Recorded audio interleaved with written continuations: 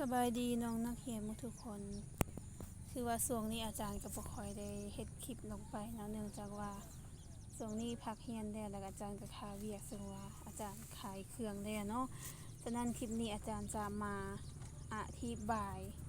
บทเรียนที่ว่าน้องนักเรียนได้คอมเมนต์ถามเนาะซึ่งเพิ่นบอกว่าให้อาจารย์นะวิเคราะห์ประโยค2ประโยคเนาะประโยคที่1แม่นฝ่าแดดมดมือและประโยคที่2แม่นครูอธิบายบทเรียนเฮาเริ่มมาอธิบายประโยคที่ว่าฝ่าแดดมดมือเนาะสำหรับประโยคนี้เนาะจะเป็นประโยค2ภาคส่วน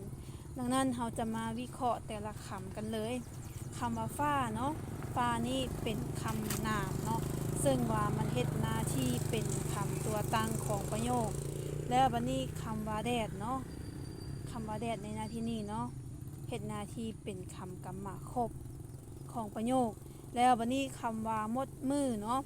มดมือนี่แม่นคำคุณนามวลีซึ่งว่าเฮ็ดหน้าที่เป็นคำขยายของประโยคนั่นเองบัดนี้ประโยคที่2ครูอธิบายบทเรียนเนาะครูแม่นคำนามซึ่งว่าเฮ็ดหน้าที่เป็นคำตัวตั้ง